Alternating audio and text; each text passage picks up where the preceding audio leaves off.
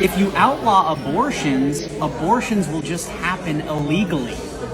But if you outlaw guns, then we'll all be safe. I want you to take this in. I find the term cisgender to be disrespectful to who I actually am as a biological woman or female. I find this very interesting because the LGBTQ plus community will demand that you call them by their preferred pronouns, but the minute that you ask for that same respect in return, you're transphobic, you're a bigot. It doesn't work like that. And this? My life came crashing down. I knew I needed to get help, so I went to counseling, but never revealed the shame I was battling with feeling transgender. A few months later, I started taking hormones. However, in the midst of this time, God led me to ACC through a new friend. I was introduced to Jesus, and the Holy Spirit started consuming me, and I actually felt his tangible presence.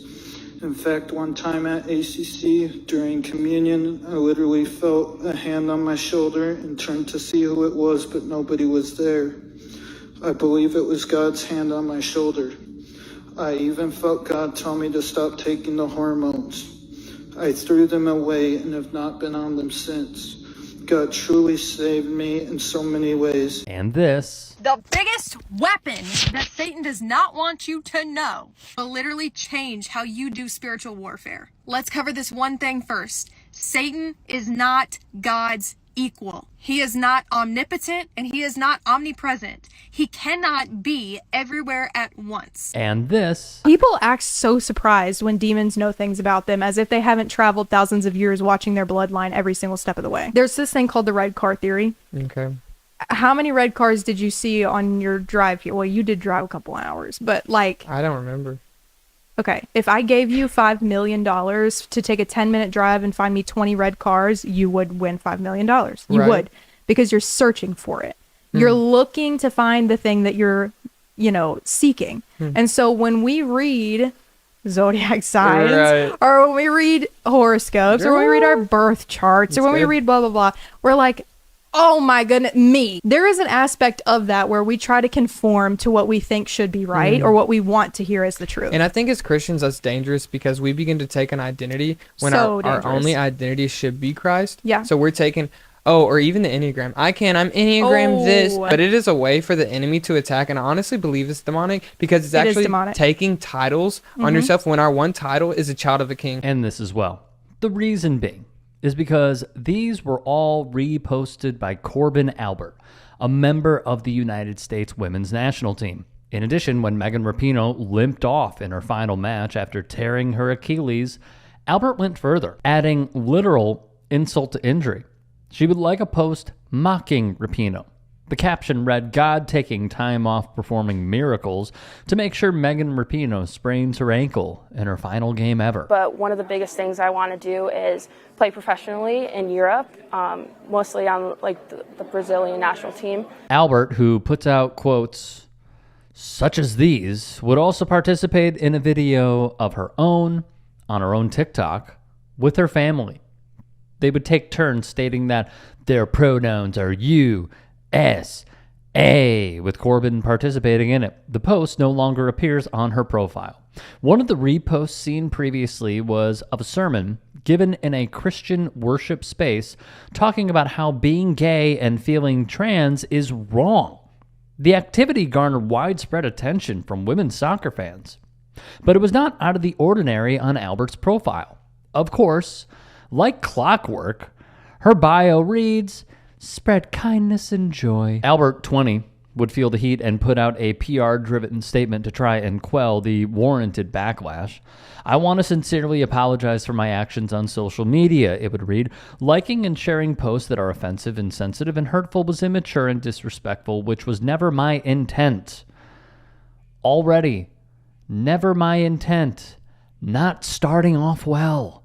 I'm really disappointed in myself and am deeply sorry for the hurt that I have caused my teammates, other players, fans, friends, and anyone who was offended. Again, not taking ownership. This is bad. I truly believe that everyone should feel safe and respected everywhere and on all playing fields, except when you go after trans people. I know my actions have not lived up to that, And for that, I sincerely apologize. It's an honor and a privilege to get to play this sport on the world stage, and I promise to do better. Megan Rapinoe, a staunch activist and advocate for human rights, responded as such. For people who want to hide behind my beliefs, I would just ask one question. Are you making any type of space safer, more inclusive, more whole, any semblance of better, bringing the best out of anyone? Because if you aren't, all you believe in is hate. Wake the blank up. For all my trans homies enduring this horrific treatment day in and day out, I see you and hear you, and I am with you. This would be reposted by plenty of U.S. women's national team players, including the great Becky Sauerbrunn from The Athletic. When asked for comment by the outlet, Rapinoe said the post was in response to Albert's social media activity, but stressed that her focus is on the queer lives at stake, whether they be at risk through anti-trans commentary online or targeted legislation. She also wanted to share her specific concerns about how online discussions around trans people have real-world and often dangerous consequences.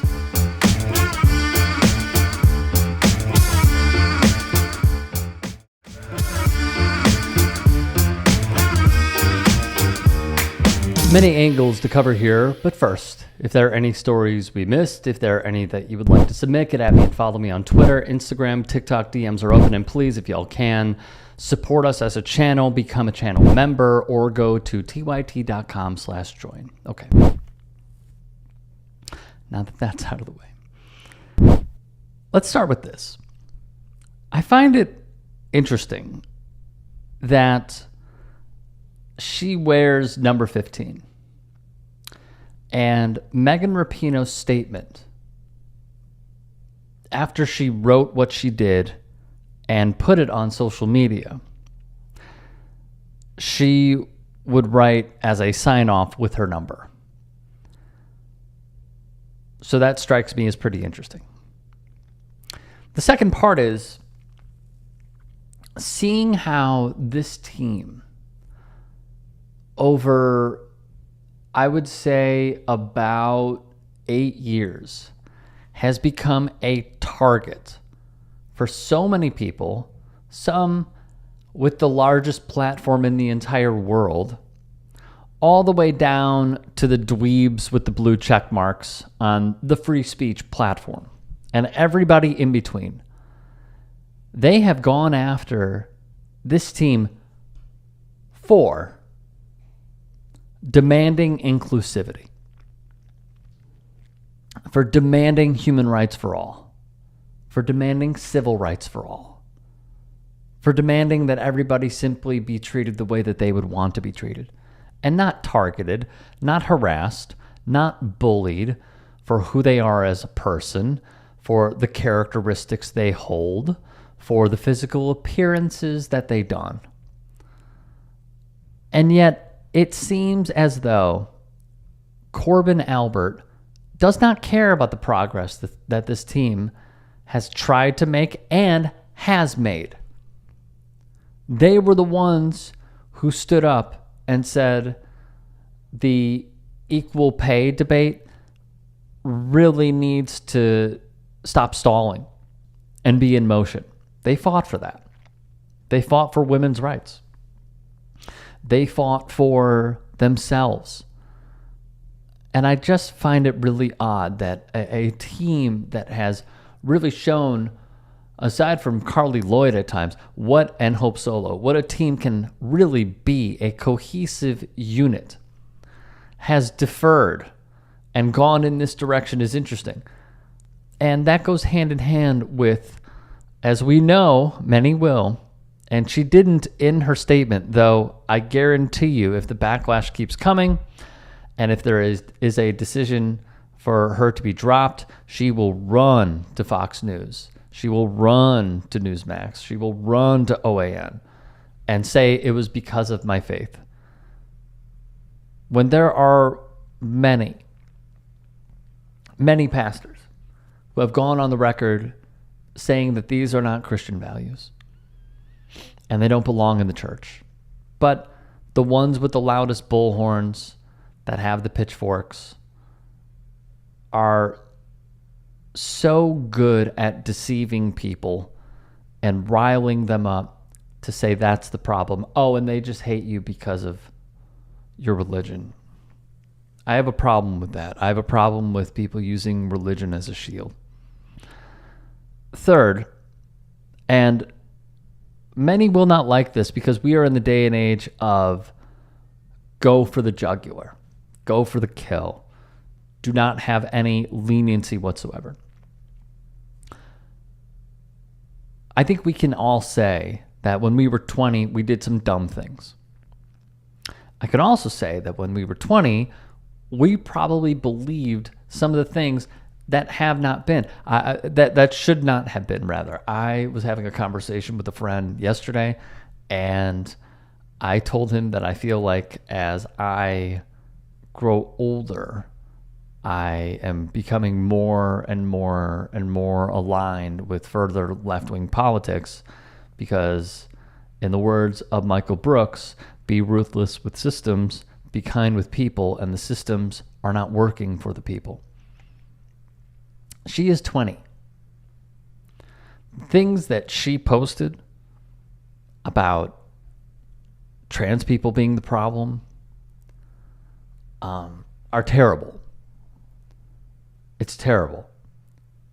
And yet I hearken back to Will Ferrell, who, I don't even want to get his age wrong, who is 56, said he was late to this issue. But there is a growth pattern and there is a time to learn. And I truly hope that Korbin Albert takes a page out of that book instead of playing the victim.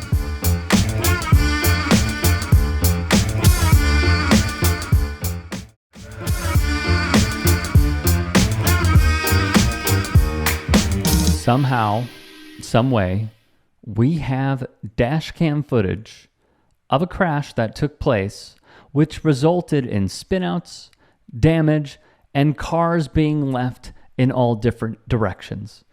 The kicker.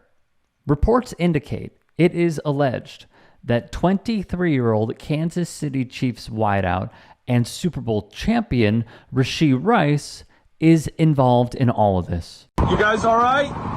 Yeah. We gotta get in there, bro. You guys just gonna leave it? No.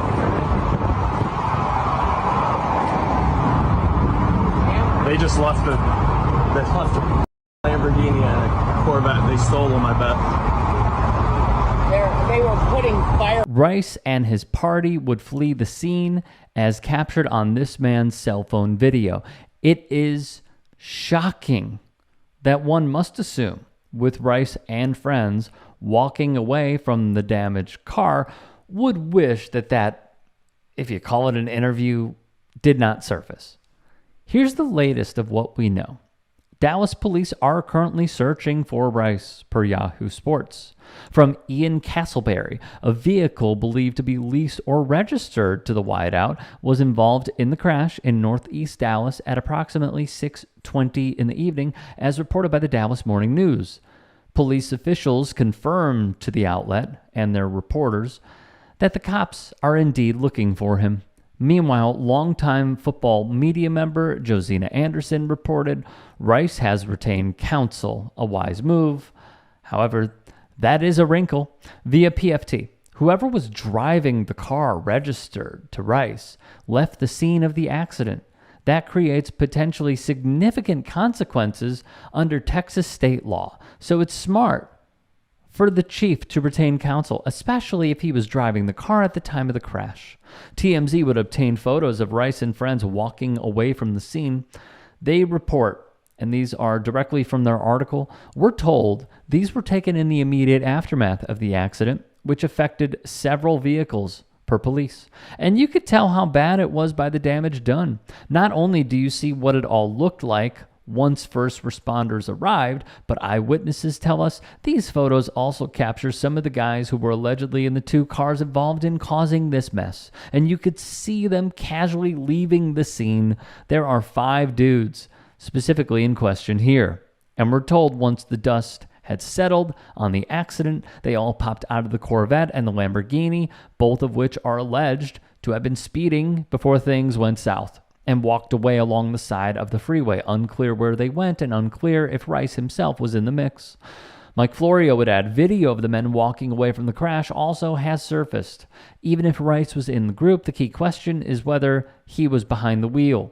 The relevant Texas law speaks in terms of the operator of the car, not passengers or owners of the vehicle. Rice clearly is concerned, given the fact he's retained counsel. He should be, given the potential consequences for leaving the scene of an accident involving injuries. The Post would cite the Dallas Morning News' story. Kayla Quinn, who is 27 years old, recalled the terrifying moment where she had her Hyundai accent was sideswiped on the driver's side while driving home from the Fort Worth Zoo with her son. No one stopped, she would say. We had children, like we had kids.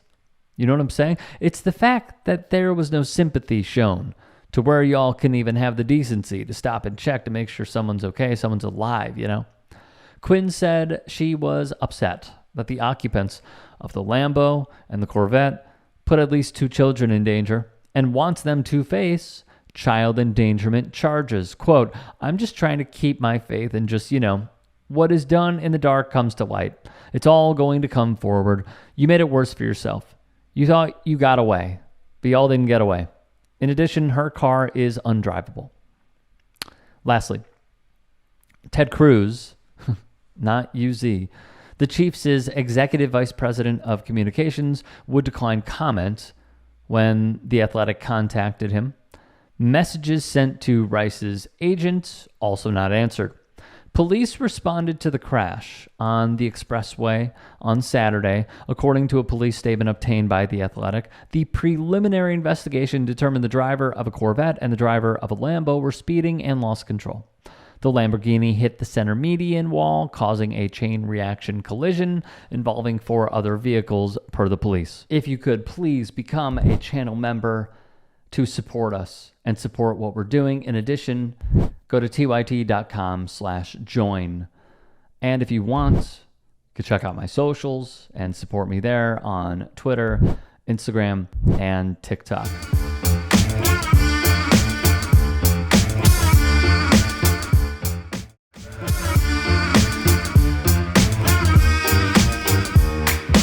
There's something very broken in the conservative brain, and it has been for a long time.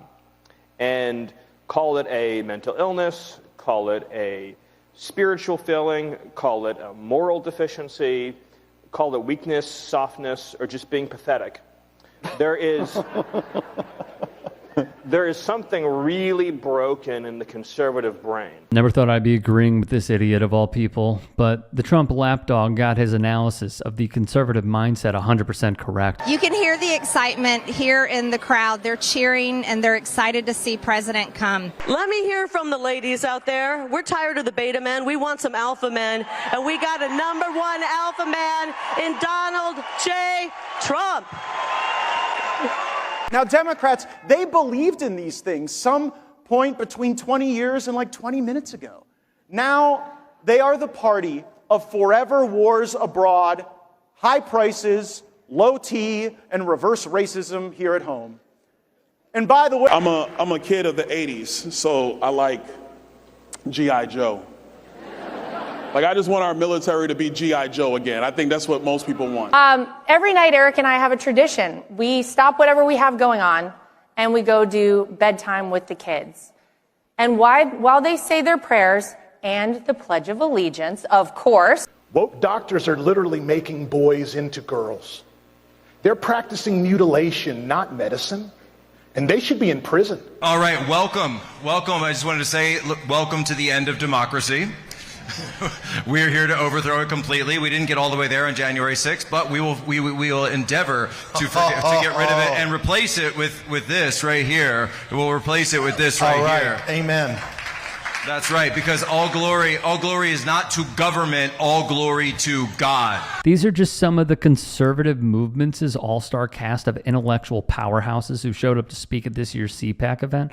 And while it's all good and fun to dunk on these losers and Jack Posobiec's joke, well, it has a bit too much truth in it to completely dismiss. We sadly also can't ignore the truly vile and harmful policy positions that are championed at these events and the real-world impact they have. People were coming in deathly sick with a disease, highly contagious disease.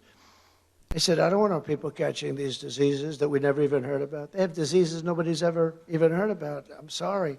I feel badly for the people, but we don't want to have this contagion in our country. I'm sorry. And we did that. We'll have 18 million people, in my opinion, in our country that shouldn't be here. And they do come from prisons and mental institutions, and they are terrorists. And we're going to be paying a price, and it'll be the largest deportation in the history of our country. And we have no choice. Trump was up to his typical ranting about how much he despises immigrants to thunderous applause. President Trump would declare them a terrorist organization. He would send a hellfire rocket down there, and he would take the cartels out because they need to be taken out because they killed over 100,000 Americans. This administration has held Mexico accountable. They haven't held China accountable for creating all the fentanyl they're selling to the criminal cartels. This administration sitting back and watched this country get destroyed. We need President Trump back to save this great nation. You even heard former Trump admin officials calling for military strikes on Mexican cartels. The immigration issue is extremely simple. The policies involved in fixing it are very complicated. The simple part is seal the border, deport all the illegals. Now, that's the short answer, right? Seal the border, no illegals in.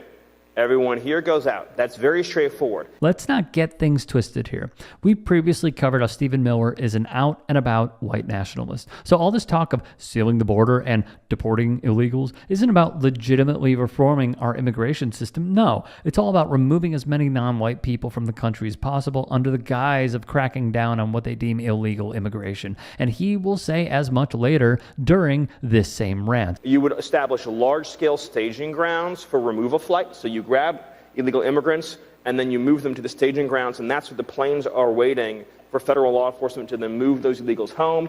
You deputize the National Guard to carry out immigration enforcement, and then you also deploy the military to the southern border, not just with a mission to observe, but with an impedance and denial mission. In other words, you reassert the fundamental constitutional principle that you don't have a right to enter into our sovereign territory, to even request the asylum claim. The military has the right to establish a fortress position on the border and to say no one can cross here at all. Miller is advocating for military-run concentration camps for undocumented immigrants and for the military to use its full force against anyone trying to come into the country regardless of the reasons why. This is straight-up schmozzy rhetoric being broadcasted at one of the biggest conservative political events in the country. And when the white supremacists aren't hogging the mic... We spend over $1 trillion a year in this country on social services. We have so many more hundreds of millions of dollars spent trying to protect women and giving them opportunities in pregnancy care centers. And we are so grateful for that. So I would like to give you on your to-do list to make sure you support life.gov, and let's give women more opportunities. Let's bring more people to our side, and not just in abortion through law, but let's make it unthinkable. Anti-abortion activists like Penny Nance are literally calling for a complete end to all abortion services. There is a unique American who is being persecuted, who is being tortured, who is the victim of the Democratic policies based on the world's worst dictators, whether it be Putin or whether it be Xi. The Democratic Party and Joe Biden doing everything they can to collude, to use the deep state, to use lawfare, to put Donald Trump in prison. And of course, we couldn't forget some classic Trump bootlicking from accused sexual assaulter and CPAC organizer Matt Schlapp. Can't believe he's there. This is what the Republican Party really is, and is why we must do everything to stop them from getting more political power. If there are any stories we missed, if there are any that you, the viewer, would like to submit, get at me and follow me on Twitter, Instagram, TikTok. DMs are open. Support the channel. All of our content is free. It's the least you could do. Become a paid channel member or go to tyt.com/join to support the network as a whole.